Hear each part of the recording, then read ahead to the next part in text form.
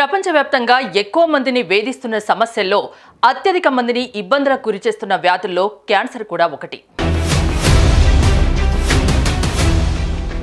Cancer మన శరీరంలో అనేక భాగాలకు వచ్చేందుకు అవకాశం ఉంటుంది. అయితే ఏ క్యాన్సర్ అయినా సరే ఆరంభంలో దాన్ని గుర్తిస్తేనే చికిత్స చేయడం సులభమవుతుంది. అసలు క్యాన్సర్ అంటే ఏంటి? దీని గురించి మనకు వివరిస్తున్నారు Hyderabad Omega hospital chief surgical oncologist doctor CH Mohana Vamsi గారు. మన శరీరంలో ఉన్న కోట్లాది కణజాలంలో ఏదో ఒక కణం అప్రతిహితంగా పెరిగిపోవడానే క్యాన్సర్ అంటాం. బాడీలో కొన్ని రెగ్యులేటరీ మెకానిజమ్స్ ఉంటాయి. అంటే ఈ ఉదాహరణకి చిన్నప్పుడు ముక్కు సైజు చిన్నదిగా ఉండేది, పెద్దేసరికి ఇంత సైజ్ అయింది, అంతకన్నా పెరగదు అది ఆ తర్వాత. ఇలా రెగ్యులేటరీ మెకానిజమ్స్ని దాటి ఆ నియంత్రణలోంచి బయటకు వచ్చి కొన్ని కణజాలాలు బాగా పెరిగిపోతుంటాయి. అది ఎక్కడైనా కావచ్చు, స్కాల్ప్లో ఉన్న కణాలు కావచ్చు, అలాగే కాలి ఫుట్లో ఉన్న కణజాలంలో కూడా కావచ్చు, ఎక్కడైనా కావచ్చు. ఏ కణజాలంలో అయినా కూడా ఈ క్యాన్సర్ రావడానికి అవకాశం ఉంది. శరీరంలో ఉండే స్కిన్ మీద నుంచి శరీరం లోపల ఉండే అన్ని ఆర్గన్స్లోనూ సాఫ్ట్ టిష్యూలోనూ ఎక్కడైనా కూడా ఈ క్యాన్సర్గా రావచ్చు. క్యాన్సర్లు బ్రాడ్గా రెండుగా డివైడ్ చేస్తారు: కార్సినోమాస్, సార్కోమాస్. కార్సినోమా అంటే లైనింగ్ ఎపిథీలియం నుంచి వచ్చేవి కార్సినోమాస్. ఉదాహరణకి స్కిన్ మీద వచ్చేవి కార్సినోమాస్. సాఫ్ట్ టిష్యూ నుంచి వచ్చేవి అంటే స్కిన్ లోపల ఉండే సాఫ్ట్ టిష్యూ నుంచి వచ్చేవి ఫైబ్రోసార్కోమా కావచ్చు, అంటే ఫైబ్రస్ టిష్యూ నుంచి వచ్చినట్టయితే, సైనోవియల్ టిష్యూ నుంచి వచ్చినట్టయితే సైనోవియల్ సార్కోమా కావచ్చు, బోన్ నుంచి వచ్చినట్టయితే ఆస్టియోసార్కోమా కావచ్చు. లైనింగ్ నుంచి ఏ కణం క్యాన్సర్గా మారినా దాన్ని కార్సినోమా అంటాం. ఉదాహరణకి బ్రెస్ట్లో డక్ట్స్ ఉంటాయి, మిల్క్ డక్ట్స్. ఆ లైనింగ్ నుంచి వచ్చే క్యాన్సర్ని కార్సినోమా అంటాం, బ్రెస్ట్ కార్సినోమా అంటాం. అలా కార్సినోమాస్, సార్కోమాస్గా డివైడ్ చేయడం జరిగింది. ఇవే కాకుండా హిమటలాజికల్ మాలిగ్నెన్సీస్ కూడా ఉన్నాయి.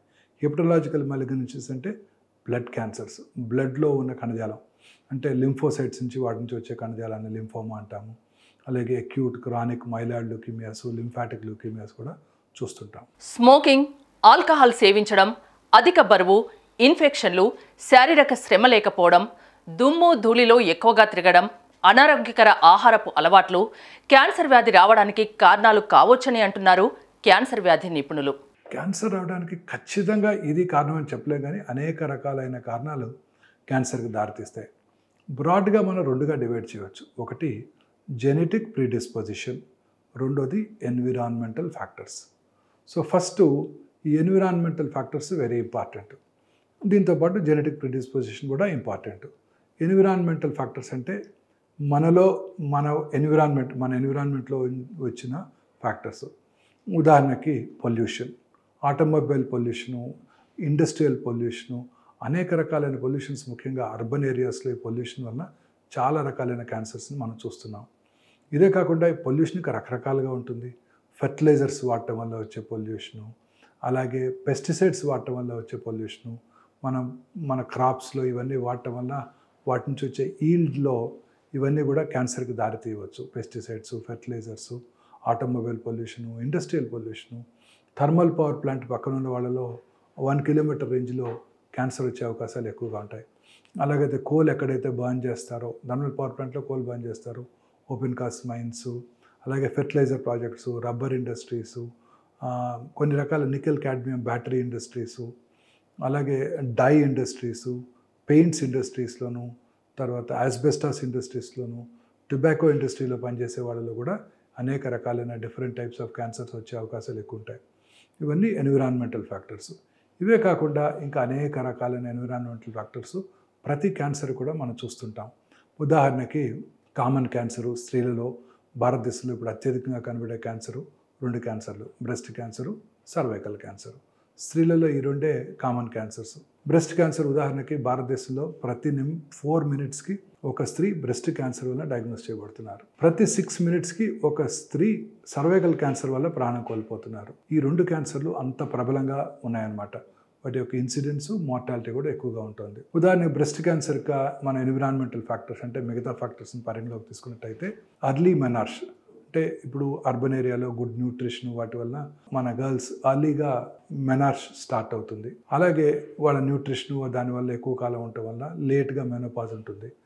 Number of menstrual cycles are important for breast cancer causation అనమాట. ఇదే కాకుండా పిల్లలు లేని వాళ్ళలోనూ, లేట్గా పిల్లలు పుట్టిన వాళ్ళను, అంటే 30 years తర్వాత మొదటి కాన్పు అయింది అనుకోండి, వాళ్ళలో బ్రెస్ట్ క్యాన్సర్ వచ్చే అవకాశాలు ఎక్కువగా ఉంటాయి. ఇలాగే cervical cancer, proper hygiene. Cervical cancer గల కారణం ఏంటంటే హ్యూమన్ పాపులోమేటస్ వైరస్ ఇన్ఫెక్షన్. ఈ HPV virus infection lower economic స్ట్రాటాలో ఉన్న వాళ్ళకి ప్రాపర్ పరిశుభ్రతమైన వాతావరణం లేనప్పుడు, so especially during menstrual cycles cleanliness maintain చేయనప్పుడు అప్పుడు ఈ వైరస్ తేమ కలిగిన వాతావరణంలో ఎక్కువగా వ్యాప్తి చెంది ఈ సర్వైకల్ క్యాన్సర్కి దారితీస్తుంది.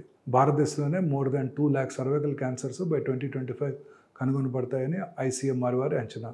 Half of these cancers are in just 3 states, coastal states of Orissa, Andhra Pradesh and Tamil Nadu. మిగతా పార్ట్స్లో కొంచెం ఇన్సిడెన్స్ తక్కువగా ఉంది. తేమ కలిగిన వాతావరణంలో ఈ వైరస్ ఎక్కువగా వ్యాప్తి చెంది ఇలాంటి క్యాన్సర్స్కి దారితీస్తుంది అనమాట. సో ఇలా ఎన్విరాన్మెంటల్ ఫ్యాక్టర్స్ అనేక రకాలు. ఇప్పుడు తర్వాత దురలవాట్లు, టొబాకో స్మోకింగు, ఆల్కహాల్ తీసుకోవటం, అలాగే గుట్కా, అలాగే స్మోక్లెస్ టొబాకో అంటాం, గుట్కా, నస్యము, కైని, తంబాకు, ఇలా అనేక రకాలుగా వాటిని చూ చేయడం జరుగుతూ ఉంటుంది. వాళ్ళలో కూడా క్యాన్సర్ వస్తుంటుంది. ఎస్పెషల్లీ టొబాకో స్మోక్ చేసిన 6 seconds లోపలే ఆ టొబాకోలో ఉన్న toxic substances more than 400 cancer కారక పదార్థాలు, కార్సినోజెన్స్ అంటాం, అవి బ్లడ్లోకి వెళ్ళిపోయి లంగ్స్లోనే కాకుండా నోట్లోనే, ఓరల్ క్యావిటీలోనే కాకుండా శరీరంలో అన్ని భాగాల్లోనూ క్యాన్సర్ రావడానికి అవకాశం ఉంటుంది.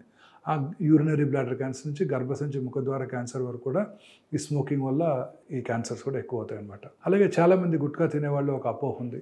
గుట్కా తింటుంటారు, గుట్కా తిని ఊసేస్తాం, ఇది మనం ఏ రకంగానూ లోపలికి ఇంజెస్ట్ చేసుకోవడం లేదు, సో క్యాన్సర్ కలిగించదని అనుకుంటూ ఉంటారు. అది కూడా అపోహ మాత్రమే.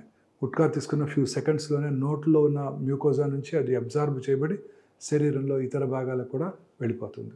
సో ఇవన్నీ కూడాను క్యాన్సర్ కారక ఎన్విరాన్మెంటల్ ఫ్యాక్టర్స్. సో ఇవన్నీ కూడా మన కంట్రోల్లో ఉన్నాయి. Obesity is a very important factor. అనేక రకాలైన క్యాన్సర్స్కి, గర్భసంచి బాడీ క్యాన్సర్సు, కోలన్ క్యాన్సర్సు, ఇలా అనేక రకాలైన క్యాన్సర్స్కి ఒబెసిటీ దారితీస్తుంది. సో రెగ్యులర్గా ఎక్సర్సైజ్ చేసే వాళ్ళలో ఈ క్యాన్సర్ వచ్చే అవకాశాలు కొంచెం తక్కువగా ఉంటాయి. సో ఎన్విరాన్మెంట్ ఫ్యాక్టర్స్ని మనం నియంత్రణలో పెట్టుకోవచ్చు. అంటే మంచి ఆహారపు అలవాట్లు ఉంచుకోవటం, అంటే ఈ ఫ్రూట్సు, ఫ్రెష్ గ్రీన్స్, వెజిటబుల్స్లో ఎక్కువ యాంటీ ఆక్సిడెంట్స్ ఉంటాయి, వాటి వల్ల క్యాన్సర్ రాకుండా ఉంటుంది.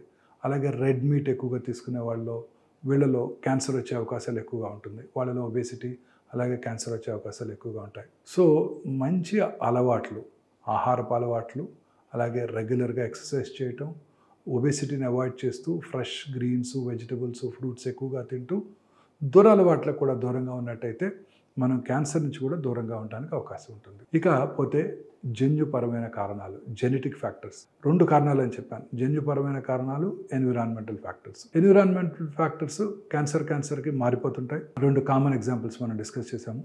జెనెటిక్ ఫ్యాక్టర్స్ కూడా చాలా ఇంపార్టెంట్. జన్యుపరమైన మార్పులు.